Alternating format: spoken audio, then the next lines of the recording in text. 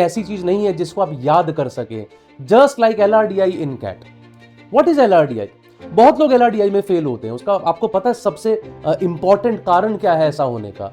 क्योंकि ज्यादातर स्टूडेंट्स को लगता है कि LRDI को भी चैप्टर बाय चैप्टर पढ़ा जा सकता है। I am going to tell you about, you can say my secret mantra as well, कि मैंने कैसे प्रिपेयर किया है LRDI के लिए। I am appearing for CAT since 2002, so तकरीबन मैं 24 बार कैट दे चुका हूं। और वी हैव तकरीबन 10 months with us.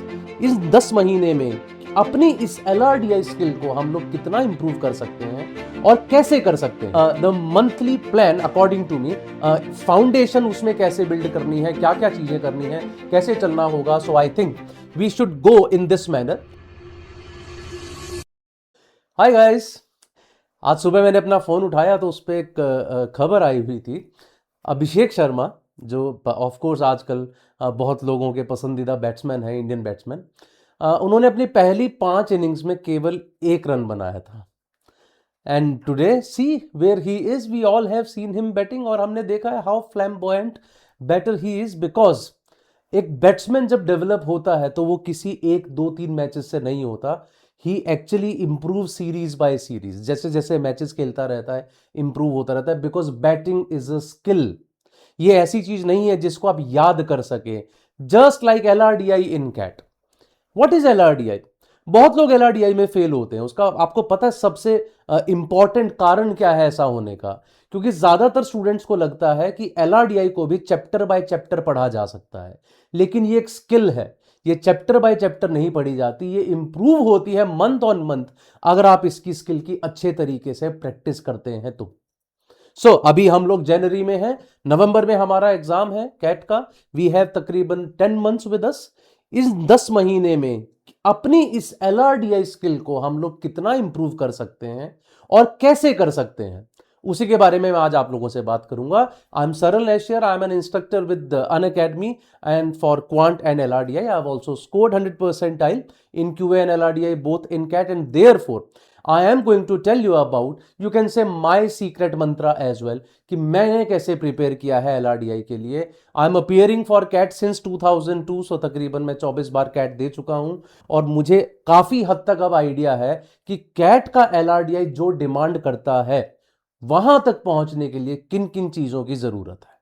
So let me just show you once the monthly plan according to me, foundation उसमें कैसे बिल्ड करनी है, क्या क्या चीजें करनी है, कैसे चलना होगा। So I think we should go in this manner. So ये मेरा तरीका है। मुझे लगता है किसी को भी स्किल डेवलप करनी है तो ये तरीका होना चाहिए। You start thinking in February में आप अपनी थिंकिंग बिल्ड करते हैं।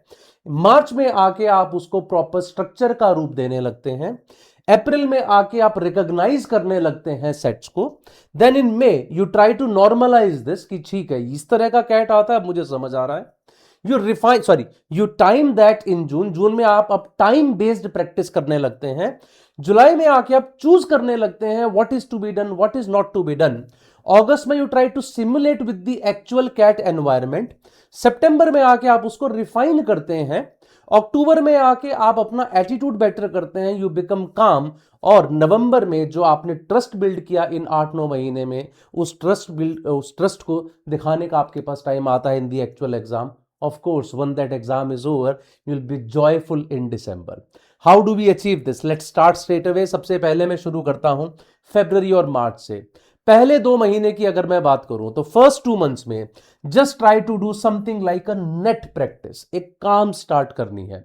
बहुत लोगों को मैंने देखा है कि शुरू से ही पूछना शुरू कर दे, सर क्या ऐसा सेट कैट में आता है, तो मैं क्यों करूं अगर ये कैट में नहीं आता। As I said, it's a skill that you have to build right from the beginning. It is the net practice that you do, boring but extremely effective. तो start with the basics. First of all क्या करना basics के लिए आपको? Sudoku कीजिए, puzzles कीजिए, logic games के लिए मोबाइल में गेम्स डाल लीजिए, वो आप सब चीजें कर सकते हैं, लेकिन बेसिक्स को सीखना शुरू कीजिए।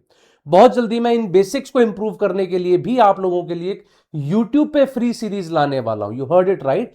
इन the very next week I am going to take a session on that, जिसमें हम लोग स्पेसिफिकली कैट टाइप सेट ना करके उस स्किल को बिल्ड करने के लिए किस तरह के क्वेश्चन करने चाहिए, वो क्वेश्चन मैं आपको करवाऊंगा।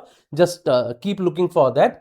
सिंपल DI सेट्स कीजिए मार्च में, ताकि आपको बार ग्राफ, लाइन ग्राफ, इनके बारे में पता लगे, क्या पूछते हैं, किस तरीके से सॉल्व किया जाता है, कितना उसमें कौन सा क्वांट का कॉन्सेप्ट रिक्वायर्ड है।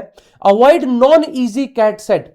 इस टाइम पे आई वुड से कि आपके पास जो भी मॉडरेट या डिफिकल्ट लेवल के कैट सेट है, जैसा मैंने बोला बहुत बच्चे पूछते हैं क्या ये कैट में आ सकता है तो मैं करूंगा, तो ऐसे में आपको जो डिफिकल्ट या मॉडरेट सेट है नहीं करने, आसान सेट आप ट्राई कर सकते हैं। रादर आई वुड सजेस्ट कुछ एसएससी बैंकिंग के जो कैट स्पेसिफिक सेट्स हैं, अरेंजमेंट वगैरह के सेट्स वहां पर काफी आते हैं जो कि कैट स्पेसिफिक होते हैं, उनको you can try by yourself.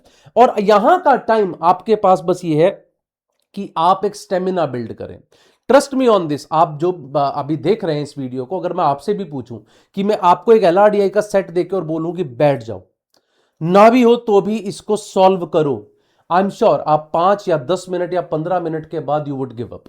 We do not have that stamina, वो पेशेंस ही नहीं है हम में बैठने का।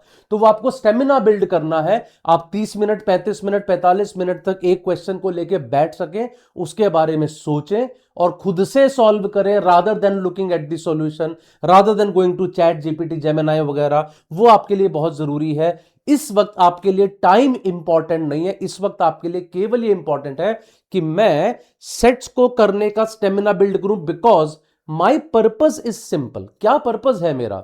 मेरा पर्पज है कि मैं अपने बेसिक्स को ठीक कर सकूं।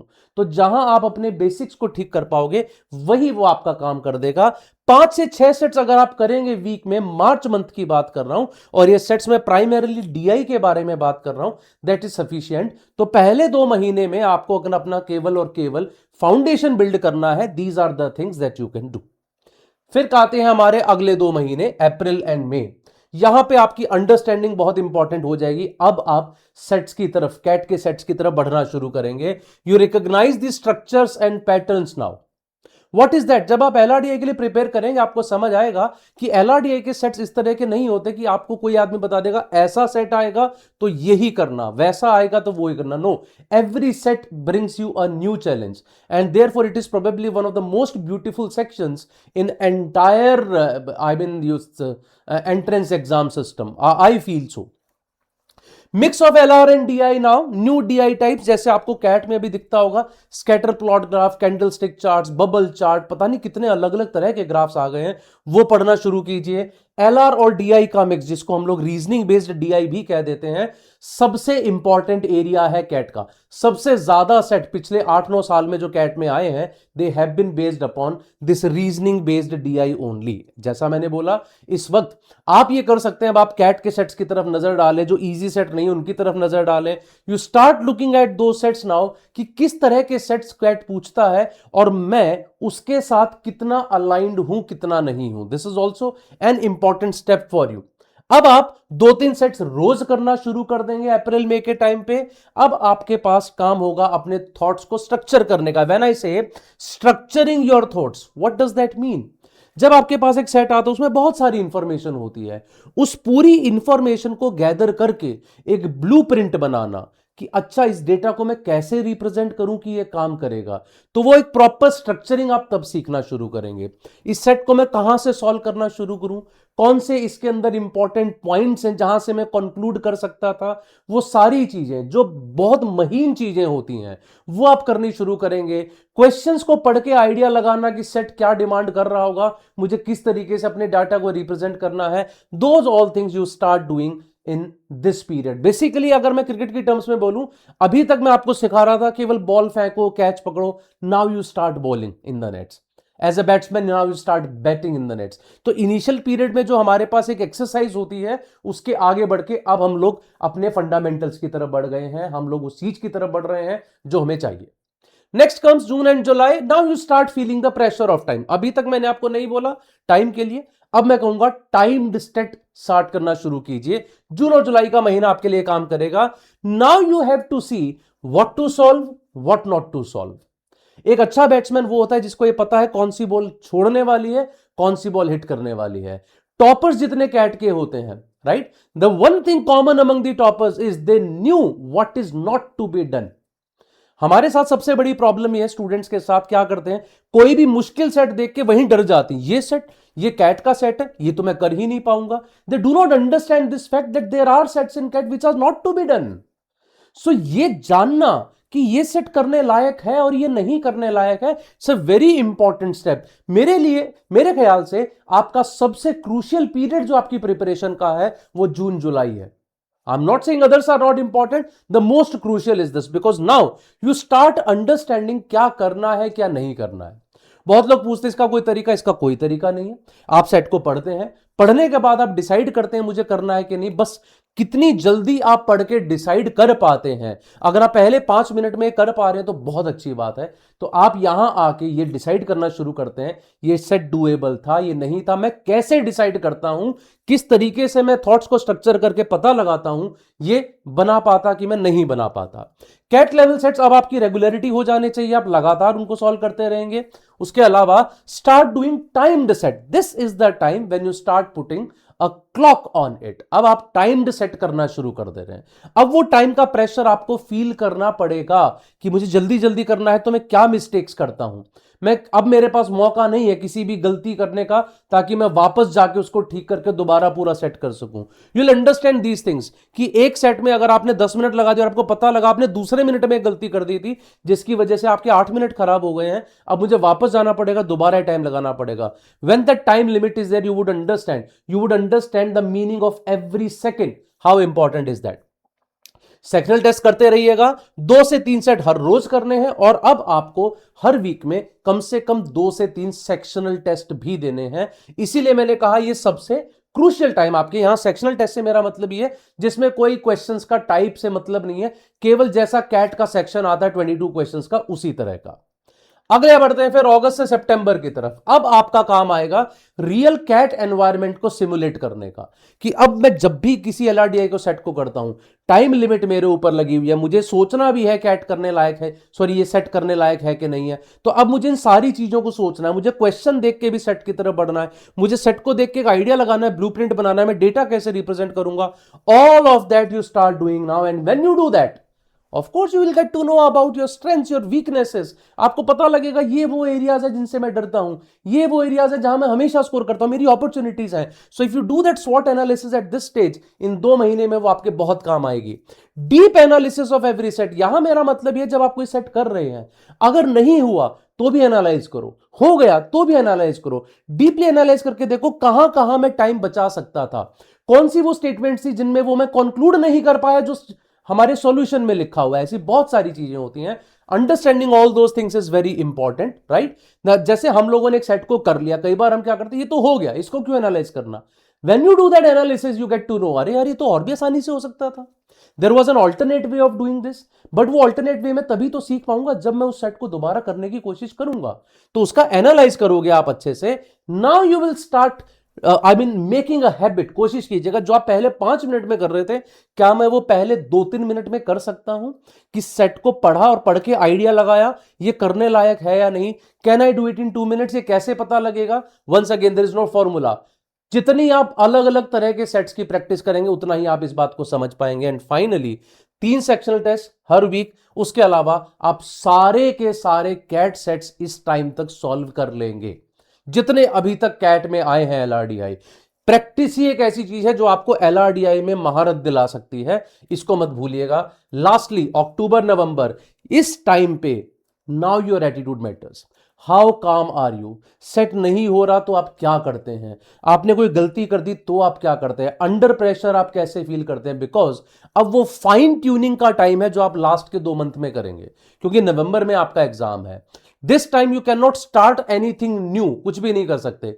अब जो आपने सीख लिया है उसी में आप कितनी चीजों को बेहतरी ला सकते हैं, किनमें कहां छोटी छोटी मिस्टेक्स हैं जो आप अभी भी कर रहे हैं, you will pay attention on those. अब आप सेट की बजाय सेक्शन की तरफ ध्यान देने लगेंगे कि सेक्शन में पहले 10 मिनट में मुझे क्या करना है, कौन सा सेट छोड़ना है, कौन सा करना है, what strategy do I make. अलग अलग स्ट्रेटजीज लोग अडॉप्ट करते हैं, मैं कौन सी स्ट्रेटजी यूज करूंगा। मॉक्स एनालिसिस आपका चलता रहेगा। Now you learn to solve as a part of the exam. This line is very important. आपको लग रहा होगा क्या खास बात है, लेकिन एग्जाम के तौर पे जब आप एलआरडीआई करते हैं, आपका पहला सेक्शन होता है वीएआरसी। वीएआरसी का इंपैक्ट एलआरडीआई पे आता है।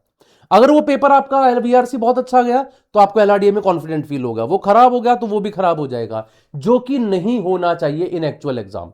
बिकॉज एक्चुअल एग्जाम में वीआरसी अगर कैसा जाएगा उस पर डिपेंड करने लगा तो मेरी तो परफॉर्मेंस ही खराब हो सकती है। सो एग्जाम के पार्ट में वो कैसा होता है, किस तरह की सिचुएशंस मेरे सामने आती हैं, वो सब मुझे सीखना है। हर महीने 2 वीक विद एनालिसिस, सॉरी हर week 2 week mocks with analysis, और उसके अलावा 4 सेक्शनल्स हर वीक में, ये आपको देने ही देने हैं if you want to understand LRDI at this stage. And finally एक छोटी सी इंफॉर्मेशन आप सभी लोगों के लिए, वो ये, on this Republic Day, because we just had our Republic Day, 77th Republic Day, तो उसके लिए अनअकैडमी आपको एक ऑफर दे रहा है where you can get our programme for 14,999, just 14,999। उसके लिए आपको एक कोड यूज करना है that you can see here, which is my name. So if you use this name you can get it for the minimum possible price currently. आप इसको minimum possible price पे ले पाएंगे।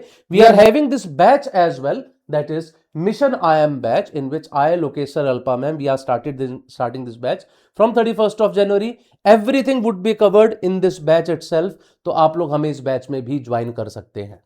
That's all from my side. I am sure that this was useful for you. If you have any further questions about LRDI, please put it in the comment section. I would definitely answer your questions, guys. जो भी आपको लगता है, अगर आप कोई content के बारे में जानना चाहते हैं, क्या प्लान बनाना चाहिए, एलआर कब, डीआई कब, उस सभी के बारे में I would be very happy to answer. Plus if you want to join my Telegram group, that also you can put in the comment section. I will give you the link to join that, where you can discuss it with thousands of other students who are preparing for CAT, and you can discuss it with all of them free, right? That's all from my side. Thank you very much. Have a good day now. We'll meet in some other session.